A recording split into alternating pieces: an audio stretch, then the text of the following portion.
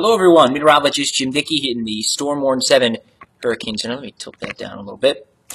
There we go. Of course, it's been a while since I've done one of these. That thanks to Hurricane Irma, which directly impacted us here in southwest Florida.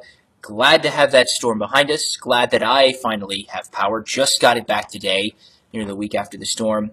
But big thanks to all the hard work going on out there, LCEC, and FPL, trying to get power back up for southwest Florida. I know many of you likely still do not have power, and that's tough this time of year in southwest Florida. It is just so hot when you don't have air conditioning, that's for sure. So hang in there. We'll, of course, continue to report on the ongoing recovery efforts here on ABC 7.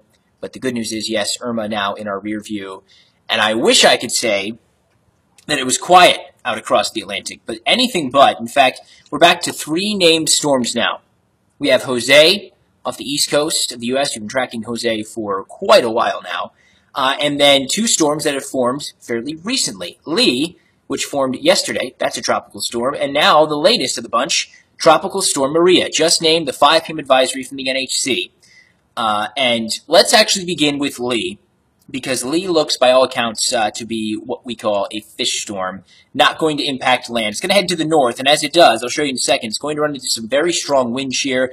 That'll help to tear it apart. The water's a bit cooler where it's headed. That'll help to weaken it. So you see by the end of the week, the NHC has it back down to either depression or even just a non-tropical remnant low. And typically when you see storms turn this quickly to the north, they go out into the central open Atlantic. They sort of spin there and die out. So Lee looking like a fish storm, no impact to land from that.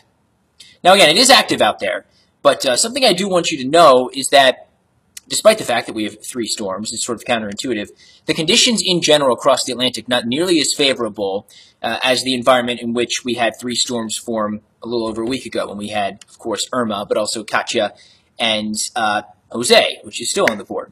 Look at all of the red showing up on this map. That is strong wind shear. We have one pocket over the central and eastern Atlantic. That is where Lee is headed. That's what's going to help to tear that apart. Another batch of wind shear that Maria is going to run into. We'll talk about that in a bit. And then we have strong wind shear to the north of Jose. We expect to see that as we get towards the fall because now the jet stream is starting to migrate back southward. Now we're starting to get less in the way of summer weather in the northern portions of the United States, and we're starting to transition to a more wintry pattern. So as we get deeper into the season, the jet stream comes into play, and that helps to weaken storms as they try to push into the northern Atlantic. So let's actually first talk about Jose, which, again, we've been tracking for quite a while here. This is the 5 p.m. advisory. Category 1 hurricane, winds 80 miles per hour. It's moving to the due north at 6 miles per hour. That's good news for Florida. That's good news for the Carolinas. But this will be a storm we have to watch very closely as we get into the middle of the week for the coast of New England. So when we talk about steering winds and steering flow with hurricanes, we look at the broad high pressure and low pressure systems that are on a very large scale.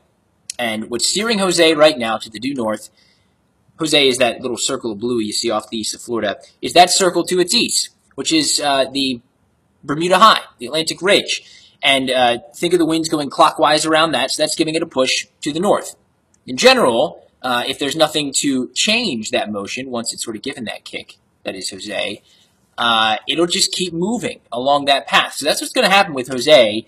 The ridge breaks down, but it has that kick to the north, so it'll keep on that track all the way until Jose starts to feel, see how the height lines are sort of dipping down towards Chicago, Minneapolis. That's the next disturbance in the jet stream. That will eventually help to kick Jose off to the east. The question is, how quickly does that get there? So this is the GFS model. Watch as I put this into Tuesday and Wednesday. Watch how close the center gets to Cape Cod. In general, I think Long Island, Cape Cod, perhaps even the coast of Maine, and definitely Nova Scotia need to watch this very closely. Even if we don't get a direct landfall, these spots could see some wind-driven rain on the western side of Jose as it makes a very close pass, that is. This is not going to be some big monster type hurricane because I showed you the wind shear is stronger there, and then also the waters are cooler as it's moving north. But think of in these areas a strong nor'easter, perhaps even a bit stronger than a typical nor'easter. Those are the impacts you can expect. This is by Thursday. Eventually, again, that dip in the jet stream picks it up, turns it off to the east. But look at the spaghetti models, and in general, the path of Jose to this point has been very strange. You see one of those models does show it going onshore in New England. The bulk do keep it off, but look at the longer range, where it's just sort of dipping and diving all over the place. There's still quite a bit of uncertainty in the longer range. In fact, some models actually take Jose and loop it back around. That includes the latest run of the European model. Don't think that occurs, but point in case is we might not be done with Jose just yet. In fact, look at the path that's already cut out. Did a complete loop out there in the northeastern Atlantic going back through the past week. But here's the latest forecast cone from the NHC calling for that turn to the east. But you see Long Island just outside of the cone. Cape Cod isn't the cone of concern, as is Nova Scotia. So just something these areas need to keep a close eye on as we go into next week. Let me hang up the phone there. All right, I'll pick that up in a second. All right, let's move on. Here is Maria. Now, this is the one we need to watch closely here for those of us in Florida and the eastern United States. We will be watching this as it makes its way off to the west. And unfortunately, it looks like it's going to be impacting many of the same areas that were impacted by Irma just a little over a week ago. So here is the latest advisory. It's moving off to the due west at 20 miles per hour. That's very quick for a tropical system. Winds at 50 miles per hour. Now, actually, I want to go back and take a look at that satellite loop real quick because in general, it doesn't look all that healthy. You can see the clear swirl in it that it is taking on that cyclonic circulation. So yes, it's definitely a tropical cyclone. No question at this point in time. What you're not seeing is the very deep, heavy thunderstorm activity you would expect to see in a storm that would be quickly developing. And I think part of that has to do with the wind shear. Here's the cone of concern. Again, it moves to the north and west. We're going to watch the Leeward Islands, the Lesser Antilles. The official forecast does call for it to strengthen to, at the very least, a Category 1 hurricane before it reaches the islands. Then take a look at that. By Wednesday, forecast calls for a Category 3 storm, a major hurricane, to be near Puerto Rico, if not moving directly over Puerto Rico.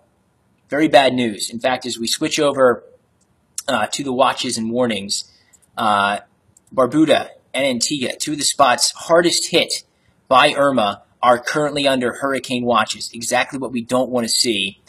There's no watches or warnings out for Puerto Rico yet, but that's likely to come.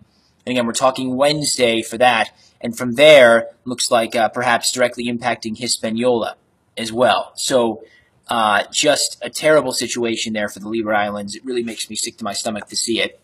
But in all likelihood, is what we're going to see. The only saving grace is, again, I think that shear is being underplayed by the NHC, underrepresented.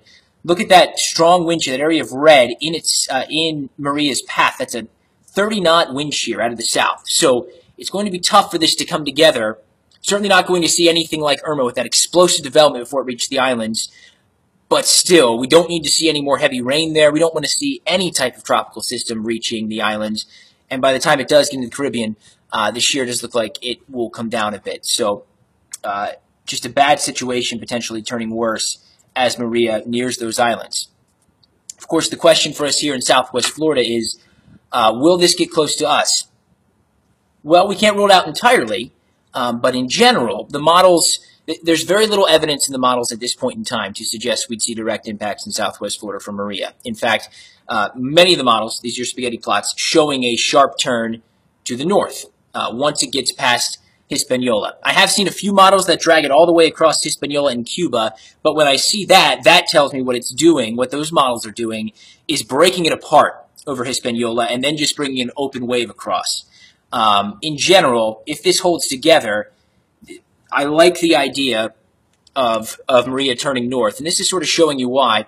This is from the GFS model. There's your Atlantic Ridge, the area of high pressure there in the center of your screen. I have the arrows drawn. That's breaking down. There's a dip in the jet stream coming across, the same thing that's going to help to steer Jose, and that provides that path to turn to the north and east. Unlike Irma, when we had the very strong upper-level ridge that steered it to the west, that's just simply not there. So that's why all the models are showing the turn right now. This is definitely something we're going to watch very, very closely, but at this time, very little to no evidence in the models that this would have direct impacts on Southwest Florida. The east coast of Florida, though, and the Carolinas, different story. Need to be watching Maria very closely as we head into next week. So again, some takeaways here. First of all, I didn't even put Lee on here, but Lee is going to be a fish storm, so don't worry about that one. Jose will be a threat to New England as we head into the middle of the week. Could get some heavier rain there, but the impacts in general looking like a strong nor'easter. If you're from those areas, you know exactly what that means. Maria is going to, in all likelihood, strike many of the areas hardest hit by Irma. Very disheartening story there. There is some wind shear in its way, so perhaps that will help to keep it from strengthening before it gets there. And then in general, the models right now, this is Saturday evening, the model showing a turn before it gets to Florida, even to the east of the Bahamas. But again, the storm we're going to watch very, very closely, so be sure to keep with us here at ABC7 as we head through the next couple days. We'll keep you updated on Maria and Jose. Of course, I will be back after the game here on ABC7. I'll have a full update on all three storms. Until then, meteorologist Jim Dickey. Have a good night.